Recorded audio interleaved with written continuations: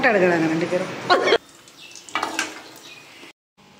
Hi friends, அனைவருக்கும் வணக்கம். Welcome to Vasanth தமிழ்லாம். இன்றைக்கி நீங்கள் பார்க்க போகிறது ஒரு ரேண்டம் விளாக்னு சொல்லலாம்.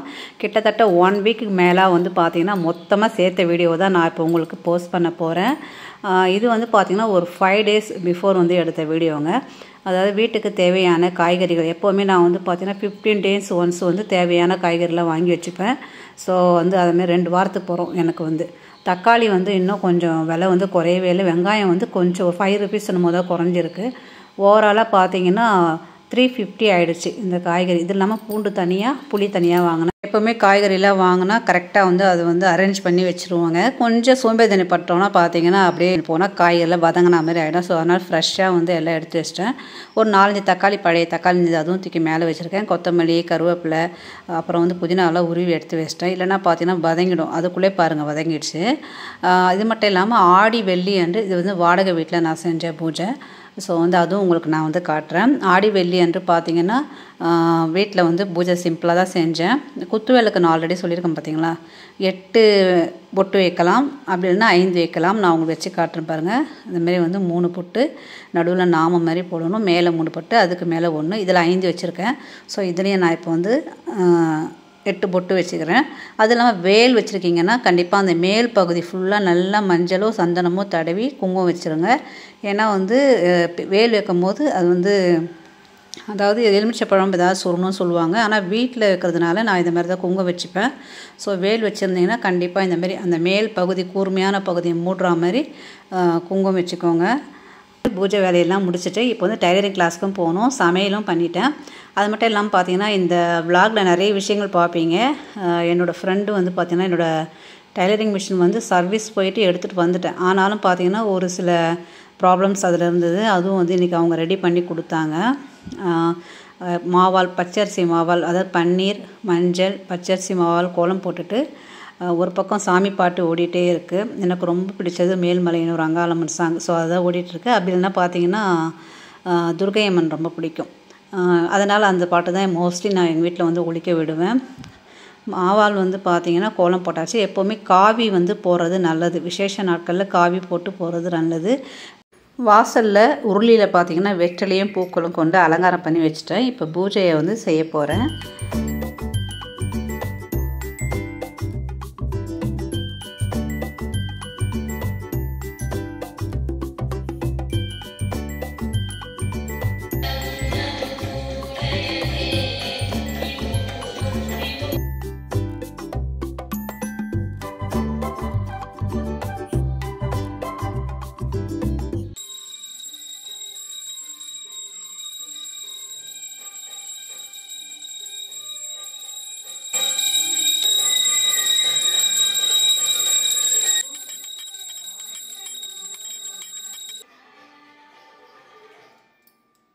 என்னோடய ஃப்ரெண்டு வந்து பார்த்திங்கன்னா டைலரிங் கிளாஸ் விஜயலக்ஷ்மி, அவங்களும் என் அத்தை பொண்ணு வந்து பார்த்திங்கன்னா வீட்டுக்கு வரேன்னாங்க. ஸோ வந்து நான் வந்து காலிஃப்ளவர் பக்கோடா மாதிரி போட்டேன்.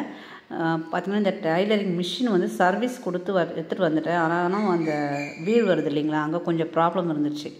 அந்த வீல் வந்து ரன் ஆகுறதில்ல. ஸோ அது வந்து 2 பேரும் ரெடி பண்ணி என்னோட இது வச்சு ஃபோட்டோ எடுக்கிறாங்க. ட்ரைபாட் வச்சு ஃபோட்டோ போட்டுருந்தாங்க. அது கமெண்ட் பண்ணி ஜாலியாக கொஞ்ச நேரம் பேசிகிட்டு இருந்தோம். ரெடி பண்ணி கொடுத்துட்டு அதுக்கப்புறம் பார்த்தீங்கன்னா நல்லா மூவ் ஆச்சு. இப்போ வந்து பார்த்திங்கன்னா நான் ப்ளவுஸ் எல்லாம் வந்து ஓரளவுக்கு ஸ்டிச் பண்ண ஆரம்பிச்சிட்டேன். ஏன்னா டிசைனிங் வந்து போகல, கண்டிப்பாக அதுவும் போகணும். இது வந்து என்னுடைய டீச்சர் வீடு, டைலரிங் டீச்சர் வீடு. அவங்க வீட்டு பக்கத்தில் வந்து கார்டன் இருக்குது. ஃப்ரண்ட்லேயே வந்து துளசி மாடம் இருக்கும். ஃபுல்லாக எல்லா பூச்செடியுமே இருக்குது. நான் வந்து பார்த்திங்கன்னா கிளாஸ்க்கு போகும்போது ஃப்ரைடே அன்றைக்கி தான் போகும்போது கொஞ்சம் டயர்டாக இருந்த மாதிரி இருந்துச்சு. நான் கொஞ்சம் நேரம் கார்டன்லாம் போயிட்டு ஃபோட்டோ எடுத்துகிட்டு வீடியோ எடுத்துகிட்டு வரேன்னு சொன்னேன். சரி போங்கன்னாங்க. கொஞ்சம் டயர்டாக இருந்தால் அதுமாதிரி வந்து கார்டனை சுற்றி பார்க்கும்போது மனசுக்கு வந்து நம்மளுக்கு கொஞ்சம் ஃப்ரீயாக இருக்கும். பாருங்கள், எப்போவுமே நம்ம வீடு கட்டினா இந்த மாதிரி ஸ்பேஸ் விட்டு அழகாக வந்து தோட்டம் வச்சோன்னா நமக்கு எப்போல்லாம் வந்து மைண்டு கொஞ்சம் டிப்ரெஷனாக இருக்குது, இல்லை வந்து ரொம்ப டயர்டாக இருக்குது, இல்லை எந்த ஒரு ப்ராப்ளமாக இருந்தாலும் இந்த செடிகள், பூக்கள் இதெல்லாம் பார்க்கும்போது பார்த்திங்கன்னா மனசுக்கு வந்து அந்த லேசாகிடும்னு சொல்லுவாங்க இல்லைங்களா. அதாவது இந்த இயற்கை வந்து அந்த அளவுக்கு இயற்கைக்கு வந்து ஒரு எப்படி சொல்கிறது, ஒரு இது இருக்குது. நம்ம மனசை மைண்டை வந்து சேஞ்ச் பண்ணுற அளவுக்கு வந்து ஒரு இருக்குது. பாருங்கள், அழகாக செம்பருத்தி பூ நிறைய. அவங்க வந்து பார்த்திங்கன்னா மாதா கும்பிட்றவங்க. அதனால் வந்து பூக்கள்லாம் ரொம்ப பறிக்க மாட்டுறாங்க. நாங்கள் தான் போய் பறிச்சுட்டு வந்துடுவோம். 4-5 பூச்செடியே இருக்குங்க. மல்லியிலே வந்து நிறைய வெரைட்டிஸ் வச்சுருக்காங்க. அப்புறம் மாமரம் வந்து ஒரு 3 மரம், தென்னை மரம், சப்போட்டா மரம் நிறைய இருக்குது. வாழை மரம் இப்படி சொல்லி மரமும் இருக்குது. பூக்கள் வந்து செம்பருத்தி, இட்லி கொத்துப்பூ, அதுக்கப்புறம் வந்து பார்த்திங்கன்னா இன்னும் மல்லியிலே வந்து அடுக்கு மல்லி, இன்னும் நிறைய பிச்சிப்பூ என்னமோன்னு சொன்னாங்க. நிறைய வச்சுருக்காங்க அவங்க. எல்லாத்தையும் ஒரு ரவுண்ட் அப்படியே பார்த்துட்டு வீடியோ எடுத்துகிட்டு வந்தேன். அது இல்லாமல் வெற்றிலை கொடியும் இருக்குது. மணி பிளான்ட்டும் வச்சுருக்காங்க. அதை பாருங்கள், அழகாக அப்படியே மேலே ஏறுது. இது இல்லாமல் வீட்டுக்கு ஃப்ரண்ட்டில் வந்து பார்த்திங்கன்னா இந்த லவ் பேர்ட்ஸ் எல்லாம் வளர்க்குறாங்க. பறவைகள் சத்தம், பறவைகளை பார்த்தாலும் நமக்கு மைண்ட் வந்து டிப்ரெஷன் இல்லாமல் மாறிடும். ஸோ இதெல்லாம் வந்து இப்போ இவங்க வீட்டுக்கு வந்தாலே டிப்ரெஷன் போய்டுன்னு சொல்லலாம். ஏன்னா ஒரு பக்கம் வந்து செடி கொடிகள், அப்புறம் பார்த்திங்கன்னா பறவைகள், அது இல்லாமல் அவங்க குட்டி பையன் ஒருத்தர் இருக்கான். அவனும் நல்லா ஜாலியாக வந்து விளையாடுவான், பேசுவான். அதுக்கப்புறம் பார்த்திங்கன்னா அணில் குட்டியும் வச்சுருக்காங்க. இது என்னோடய ப்ளவுஸ் தான் வச்சு அளவு பார்த்துட்ருக்காங்க. இப்போ டிசைனிங்லாம் சொல்லி கொடுத்துட்ருக்காங்க. இது வந்து பார்த்திங்கன்னா நான் ஃப்ளிப்கார்ட்டில் வாங்கின செப்பல் ஸ்டாண்டு. ஃபுல்லாக வந்து இந்த பைப் மாதிரி வருது. நடுவில் வந்து இந்த லன்ச் பேக் கிளாத் வருது இல்லையா, அதை மாதிரி வருது. ஃபுல்லாக ஃபிட் பண்ணணும். பாப்பா தான் எல்லாம் ஃபிட் பண்ணி கொடுத்தா. இது வந்து பார்த்திங்கன்னா நமக்கு அப்பப்போ எடுத்து துவைச்சிக்கவும் செய்யலாம். துவைக்கணும், அழுக்காகிடுச்சுனாலும் துவைச்சிக்கலாம்.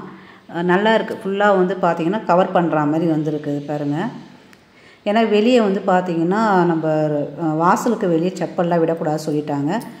உள்ளே என்டர் ஆகும்போது சின்ன ரூம் மாதிரி இருக்குது. அங்கே தான் வந்து பார்த்திங்கன்னா இப்போ இந்த செப்பல் ஸ்டாண்டு வந்து நான் வச்சுருக்கேன். ஏன்னா அப்படியே செப்பல் ஒன்று மேலே ஒன்று மாணவரே விடுற மாதிரி இருக்குது. ஸோ செப்பல்லாம் வந்து எப்போவுமே நீட்டாக அரேஞ்ச் பண்ணி வச்சுருக்கணும்.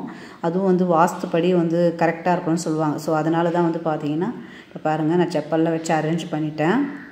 இது வந்து ஃப்ளிப்கார்ட்டில் வாங்கினேன். இதோட லிங்க்கும் நான் இருந்துச்சுன்னா கண்டிப்பாக டிஸ்கிரிப்ஷனில் கொடுக்குறேன். அது மட்டும் இல்லாமல் பார்த்திங்கன்னா இன்னொரு பொருளும் நான் ஃப்ளிப்கார்ட்டில் வாங்கினேன். ரொம்ப நாளாக இது வாங்கணும் அப்படின்னு சொல்லிட்டு சின்ன மிக்சி மாரி, இந்த புல்லட் மிக்சின்னு சொல்லுவாங்க இல்லையா, அந்தமாரி வந்து வாங்கியிருக்கேன். அந்த மிக்சியோடைய மேலே அந்த ஜார் வாங்கியிருக்கேன்.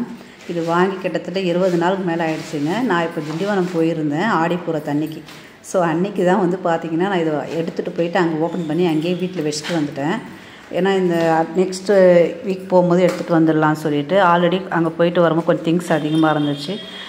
எடுத்து வந்து பார்த்திங்கன்னா யூஸ் பண்ணி பார்த்தா நல்லா இருந்துச்சுன்னு எந்த பொருளும் போட்டு அரைக்கலை. ஆனால் வந்து மிக்சியில் வந்து வச்சு நல்லா வந்து மூவ் ஆகுதான்னு பார்த்தேன். நல்லா மூவ் ஆச்சு.